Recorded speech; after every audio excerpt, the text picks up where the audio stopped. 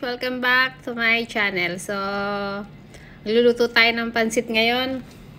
Ayan, nakikita nyo naman. Kinigisa na natin yung baboy with taba para makakuha tayo ng mantika para sa doon na rin panggigisan natin.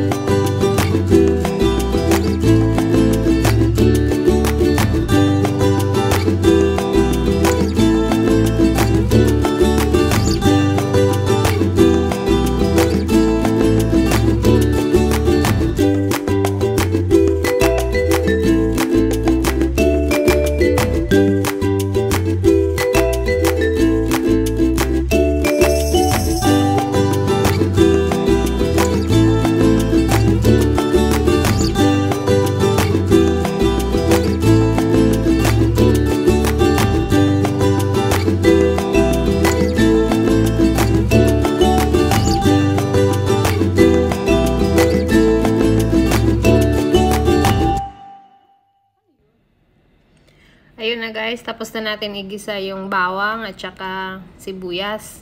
So, lagay naman natin yung Baguio beans. Ayan, basta yan. Kung ano lang yung gusto nyong hiwa, mas manipis, mas masaya. Sa amin kasi, kami lang naman kakain. So, ayan na yung carrots. Para magisa-gisa natin siya ng konti. Ang gusto nating texture ay medyo crunchy-crunchy lang siya ng konti. So, yun ang ini-aim natin. Maging medyo crunchy lang ang gulay. So, ayan na siya guys. Kita nyo naman, medyo, ayan, kita nyo yung medyo kumukulo-kulo yung mantika. Ano ba tawag dyan? So, gisa-gisa lang tayo ng gisa-gisa. Tapos, i-mix na natin yung baboy para yung lasa mag-mix na. Yung lasa ng baboy, tsaka yung gulay. So, yun lang. Iba-ibang pagluluto nila ng pansit. Kanya-kanya ng pagluluto. Sa amin, ganyan namin siya ginagawa. Para, sabagay, kami lang naman ang kakain. Pero, pwede nyo rin naman siya gawin in other way. Pero, yan yung way namin. Ayan guys, naglagay na kami ng toyo. Usually, nilalagyan yan pag may tubig na. Pero, okay naman din kahit ganyan. Tapos, halu-haluin lang natin. Para, ang purpose dyan, para lumasa na kumapit na sa gulay yung toyo. So, next, ayan, lagay na natin yung repolyo, yung pinaling gulay. Alam nyo na, pag may repolyo, last na yon kasi siya yung, para yung effect ng crunchiness niya, makuha natin. So, lagay na natin yan, the usual. I-mix natin siya, gisa-gisa. Tapos, yon ganun na, tapos na ang gulay. Ayan na ang itsura niya guys, pag nahalo-halo na. So, iintayin natin ng konti na medyo lumambot-lambot yung repolyo. So, may mix-mix lang natin siya hanggang makuha natin yung gusto nating itsura ng gulay. Tapos, ayan guys, toyo ulit. Kasi, kailangan naman talaga maraming toyo kasi maglalagay pa tayo ng pansit. So, before namin lagyan siya ng water, ganyan na siya, nalagyan na ng toyo. Tapos parang para na-absorb na ng gulay o ng ricado yung lasa ng toyo. Masarap kasi ang toyo dito. May para na siyang may seasoning. So, yun. Kasi yung paminta niya, hindi yung, alam mo yung buo na. Kasi kinano lang nila yan eh. Ginay. Ano siya, yung ano siya, oo, yan. Hindi ko masabi. Ano ba sa English nun? Tagalog nga. Ano nga yung pamintang bilog? Yung buo nga, may tawag sila dun eh. Pagkutang buo. Basta may English yung pa. Pepper cloves. Ay, ano ba? Haluin muna natin. Malambot kaya ito. Okay sa amin yung matigas. Okay sa akin yung yung ganyan. Okay naman yun eh. Pag nilagay mo yan, alam mo pa. Oo nga. Ako nakita yung daliri ng malalaki. Dito na yung mai-edit. Ano? Ay, parang kulang pa yung ito. Ay, yun. Ba't may itim? Tama ba yan? Ano ko may itim? Paminta yun. Hindi ah. Paminta lahat yun, di ah. Ay, sadyang maitim nga pala. Ano todo? Pakuluin pa natin ng konti. Para yung ano, ito ah.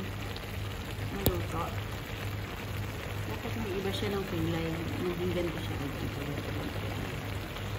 Ganito. Dapat kuminang.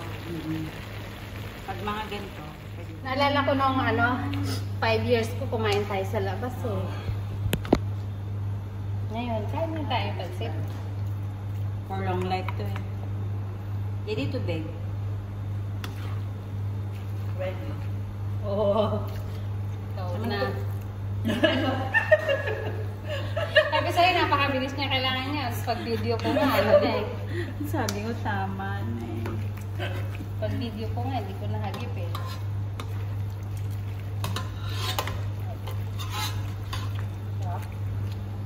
Neng, kuha niyo. Ay, anong ginawa mo dito, Neng? Ganang sungkit ko lang sa ano. Itlog. Meron malaki. Ay, wali-walay ko lang.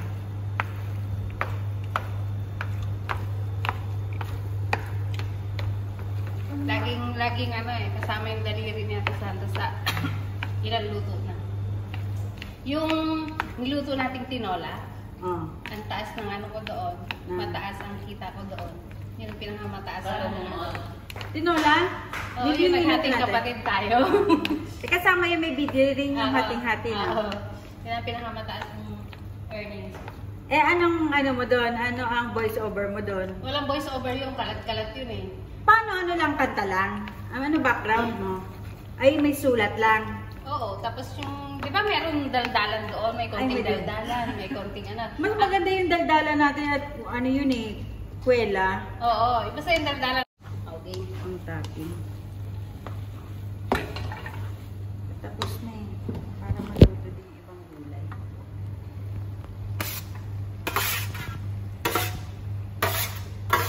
Struggle din pala ang bigyan ng pero Yan talaga.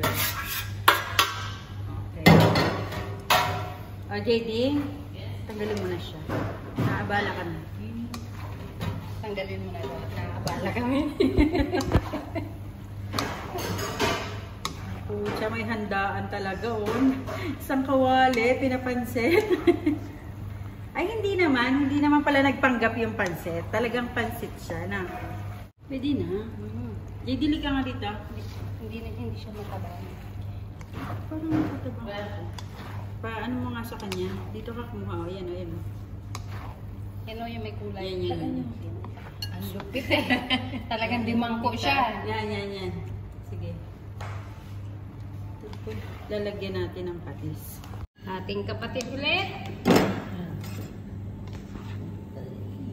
Yes. Hindi ko nakita yung sawa. Itong pansadok. Para hindi na nga nakita yung karne natin. Oo nga. Marami pa rin ang pansit. Oo.